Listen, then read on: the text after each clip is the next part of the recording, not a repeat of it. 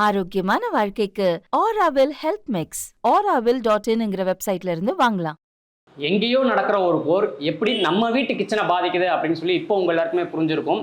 அதுக்கு தான் சொல்றது, எங்க போர் நடந்தாலும் அதுக்கு எதிராக குரல் கொடுக்கணும் அப்படின்னு. சரி, இப்போ விஷயம் என்னன்னா, ஒரு பேரல்ல 159 லிட்டர் க்ரூட் ஆயில் இருக்குமா, அதுல ரீஃபைன் பண்றப்போ 73 லிட்டர் பெட்ரோலியமும் 34 லிட்டர் டீசல் மட்டுமே போயிருமா. அப்படி இருக்கும்போது சிலிண்டருக்கு மட்டுமே அந்த தட்டுப்பாடு ஏன் பெட்ரோல் டீசலுக்கு வரல? அப்ப இனிமே வருமா? அது போக இனி உங்க வீட்டுக்கு சிலிண்டர் புக் பண்றப்போ இந்த 2 விஷயத்த கண்டிப்பா பண்ணியே ஆகணும் அப்படின்னு சொல்லி மத்திய அரசு சொல்லியிருக்காங்க.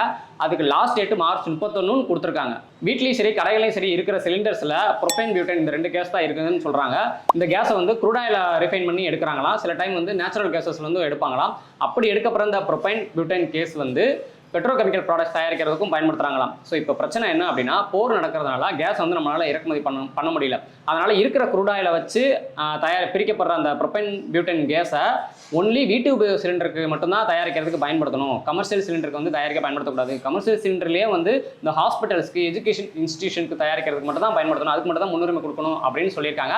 அதனால கமர்ஷியல் சிலிண்டர்ஸ்க்கு வந்து தட்டுப்பாடு ஏற்பட்டிருக்கு. கடைகளில் வந்து மெனு கம்மி பண்ணிட்டாங்க, சில ஹோட்டல்ஸ்லாம் மூடிட்டாங்க, ரேட்டு இன்க்ரீஸ் பண்ணதான் சொல்லியிருக்காங்க. சரி, இதனால வீட்டு சிலிண்டருக்கு ஏன் தட்டுப்பாடு வருது அப்படின்னு உங்களுக்கு தோணலாம். ஏன் அப்படின்னா, இந்தியாவில் பார்த்தீங்கன்னா 32 கோடி டொமஸ்டிக் எல்பிஜி கனெக்ஷன்ஸ் இருக்குன்னு சொல்றாங்க. அதுல வருஷத்துக்கு நம்ம ஒரு கனெக்ஷனுக்கு ஒரு வீட்டுக்கு பார்த்தீங்கன்னா 6ல இருந்து 7 சிலிண்டர் நம்ம யூஸ் பண்றோம். அப்படி இருக்கும்போது இந்தியாவில் மட்டும் வருஷத்துக்கு டொமஸ்டிக் எல்பிஜி சிலிண்டர் பார்த்தீங்கன்னா வருஷத்துக்கு 210 கோடி சிலிண்டர் தேவைப்படுது. மாசத்துக்கு 18 கோடி சிலிண்டர் தேவைப்படுது.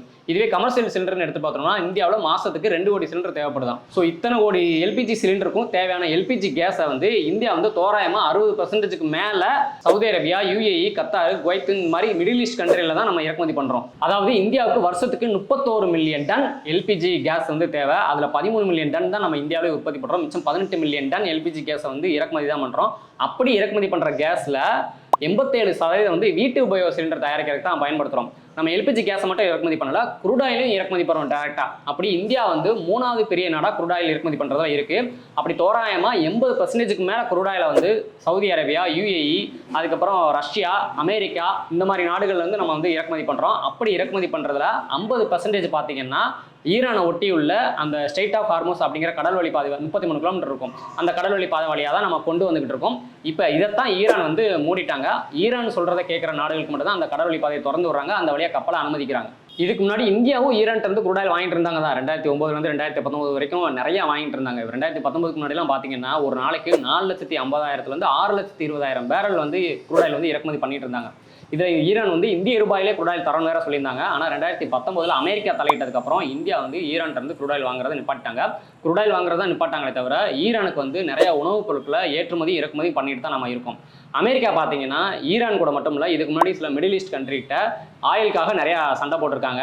ஆனால் ஒவ்வொரு நாடும் பார்த்தீங்கன்னா அவங்களுக்கு தேவையான க்ரூட் ஆயிலை வந்து கையிருப்பு வச்சுக்கிட்டு தான் இருக்காங்க. இந்தியாவுமே பார்த்தீங்கன்னா அடுத்த 40-45 நாளைக்கு வந்து தேவையான க்ரூட் ஆயில் கையிருப்பு இருக்குது அப்படின்னு சொல்லியிருக்காங்க. அதனால இப்போதைக்கு கொஞ்சம் நாளைக்கு பெட்ரோல் டீசல் தட்டுப்பாடு வராது அப்படின்னு சொல்லியிருக்காங்க. இருந்தாலும் இப்போவே வந்து கேஸ் மூலமாக இயங்குற வண்டிகளுக்கு கேஸ் தட்டுப்பாடு வந்துருச்சுன்னு சொல்கிறாங்க. ஸோ பெட்ரோல் டீசல் தட்டுப்பாடும் வர்றதுக்குள்ள போர் வந்து நிற்கணும். மத்திய அரசும் மற்ற வழிகளில் மற்ற நாடுகள்ட்ட இருந்து எல்பிஜி கேஸையும் க்ரூட் ஆயில் வாங்க முடியுமா அப்படிங்கிறத யோசிக்கணும். இப்போ ரஷ்யா வேற தரேன்னு சொல்லிட்டாங்க. அதனால மற்ற நாடுகள்ட்ட இருந்து எப்படி வாங்கலாம் அப்படிங்கிறத நம்ம யோசிக்கணும்.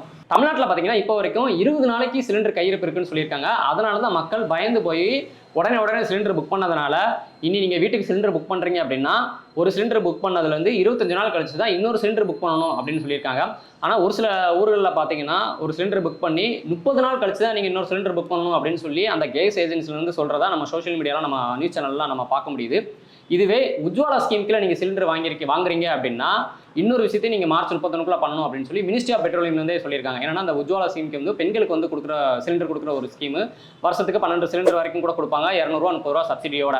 இதில் வந்து 9 கோடி கனெக்ஷன் எல்பிஜி கனெக்ஷன் இருக்குன்னா பார்த்துக்கோங்க. ஸோ அதனால் இந்த ஸ்கீம் கீழே ஒவ்வொரு வருஷம் மார்ச் 31 கீழே சிலிண்டர் வாங்குறவங்க வந்து இகேஒய்சி வந்து அப்டேட் பண்ணணும் அப்படின்னு சொல்லி ஏற்கனவே ஒரு விஷயம் இருக்குது. ஸோ இகேஒய்சி அப்டேட் பண்ணாதவங்களுக்கு 8வது 9வது சிலிண்டர் வாங்குறப்பே அந்த சிலிண்டரோட சப்சிடியை வந்து நிப்பாட்டிடுவாங்க அப்படின்னு சொல்லியிருக்காங்க. ஸோ மார்ச் 31க்குள்ளேயும் நீங்கள் இகேஒய்சி வந்து அப்டேட் பண்ணலை அப்படின்னா அதுக்கப்புறம் பெர்மனெண்ட்டாகவே சப்சிடியை வந்து ஸ்டாப் பண்ணிடுவோம். அதனால் நீங்கள் வந்து ஃபுல் அமௌண்ட்டு கொடுத்து வாங்குற மாதிரி தான் சிலிண்டர் வாங்குற மாதிரி தான் இருக்கும் அப்படின்னு இந்த உஜ்வாலா ஸ்கீம் கீழே சிலிண்டர் வாங்குறவங்களுக்கு கவர்மெண்ட்லேருந்து சொல்லியிருக்காங்க. இப்போ வீட்டுக்கு யூஸ் பண்ணுற சிலிண்டர் பிரைஸ் பார்த்தீங்கன்னா ஏற்கனவே 60 ரூபா இன்க்ரீஸ் ஆகி 928 ரூபா 50 பைசால விற்குது. கமர்ஷியல் சிலிண்டர் பார்த்தீங்கன்னா அதுவும் இன்க்ரீஸ் ஆகி 2043 ரூபா 50 பைசால விற்குது. இந்த சிலிண்டர் பிரைஸை யார் தான் ஃபிக்ஸ் பண்ணுறாங்க அப்படின்னா குளோபல் பிரைஸை வச்சு தான் ஃபிக்ஸ் பண்ணுறாங்க. பெரும்பாலும் சவுதி அராம்கோ அப்படிங்கிற கம்பெனி தான் ஃபிக்ஸ் பண்ணுறதா சொல்கிறாங்க.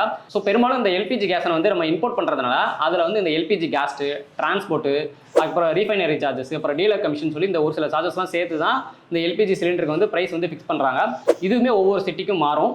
ஸோ இன்னும் கொஞ்ச நாளைக்கு சிலிண்டர் விலை எவ்வளோ உயர்ந்தாலும் நாம ஒரு விஷயத்தை கண்டிப்பாக ஞாபகத்தில் வச்சுக்கணும். என்னன்னா இனி உங்கள் வீட்டுக்கு வந்து சிலிண்டர் புக் பண்ணுறீங்க அப்படின்னா ஒரு சிலிண்டர் புக் பண்ணதுலேருந்து 25-30 நாள் கழிச்சு இன்னொரு சிலிண்டர் புக் பண்ணுங்க. ஏன்னா எல்லாருக்கும் சிலிண்டர் கிடைக்கணும் அப்படிங்கிறது நம்ம ஞாபகத்தில் வச்சுக்கணும். ஆனால் இந்த சந்தர்ப்பத்தை பயன்படுத்தி சில சமூக விரோதிகள் வந்து சிலிண்டரை வந்து பதுக்கி வச்சு பிளாக் மார்க்கெட்டில் டபுள் ரேட்டில் விற்கிறாங்க. ஸோ அதெல்லாம் கட்டுப்படுத்துறதுக்காகத்தான் மத்திய அரசும் மாநில அரசும் இப்போ எஸ்மா, அதாவது எசென்சியல் சர்வீசஸ் மெயின்டெனன்ஸ் ஆக்ட்னு ஒரு சட்டத்தை கொண்டு வந்திருக்காங்க. இந்த சட்டத்துக்கு கீழே வந்து டிரான்ஸ்போர்ட், இபி, வாட்டரு இந்த மாதிரி முக்கியமான சப்ளைலாம் வந்துடும். இது வந்து தங்கு தடை இல்லாமல் கொடுக்கணும் அப்படின்னு சொல்லியிருக்காங்க. அப்புறம் எப்படி எல்பிஜி கேஸ் வருது அப்படின்னா அதுக்கு தான் எசென்சியல் கமோடிட்டிஸ் ஆக்ட்னு சொல்லி ஒரு சட்டத்தையும் மத்திய அரசு வந்து கொண்டு வந்திருக்காங்க. அந்த சட்டத்துக்கு கீழே தான் எல்பிஜி வந்து கொண்டு வந்திருக்காங்க. எல்பிஜி வந்து தங்கு தடையின்றி கொடுக்கணும், எந்த ஒரு கட்டுப்பாடு வரக்கூடாது அப்படின்னு சொல்லியிருக்காங்க. ஸோ இந்த சட்டத்துக்கு கீழெல்லாம் நீங்கள் வந்து பதுக்கி வச்சு டபுள் ரேட்டில் விற்கிறீங்க அப்படின்னா அவங்களுக்கு 3 மாதத்துலேருந்து 7 வருஷம் வரைக்கும் ஜெயிலு தண்டனை கிடைக்கும். அது போக ஃபைனும் கட்டுற மாதிரி இருக்கும். ஸோ இதுதான் இந்தியா வந்து எல்பிஜி கேஸ்லையும் க்ரூட் ஆயிலையும் எந்த அளவுக்கு வெளிநாட்டை சார்ந்திருக்கும், எந்த அளவுக்கு இறக்குமதி பண்ணுறோம், இங்கே எந்த அளவுக்கு உற்பத்தி பண்ணுறோம், அதனால் எந்த அளவுக்கு தட்டுப்பாடு ஏற்பட்டிருக்கு, இப்போ என்ன பிரச்சனை அப்படிங்கிற விஷயம் எல்லாமே உங்கள் எல்லாருக்குமே கிளியராக புரிஞ்சிருக்கும் அப்படின்னு சொல்லி நம்புகிறோம். ஸோ நாம் பண்ண வேண்டியதெல்லாம் இன்னும் கொஞ்ச நாளைக்கு வீட்டில் வந்து சிலிண்டர் யூஸ் பண்ணுறோம் அப்படின்னா ஒரு சுடுதண்ணி வைக்கிறது கூட நம்ம உடனே சிலிண்டர் ஆகணும், சிலிண்டரை யூஸ் பண்ணாமல் மாற்று வழியில் யூஸ் பண்ணணும். முடிஞ்ச வரைக்கும் கொஞ்ச நாளைக்கு மட்டும்தான் கொஞ்ச நாளைக்கு அந்த சிலிண்டரை பயன்பாடை குறைச்சிக்கணும். அப்போ தான் அது எல்லாருக்குமே நல்லது.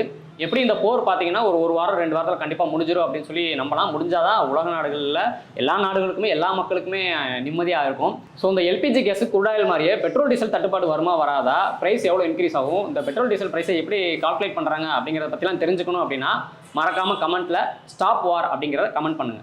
நாடு முழுவதும் எரிவாயு தட்டுப்பாடு ஏற்பட்டிருக்கும் நிலையில் பிரதமர் மோடி ஆலோசனை மேற்கொண்டிருக்கிறார். பெட்ரோலியத்துறை அமைச்சர் மற்றும் வெளியுறவுத்துறை அமைச்சருடன்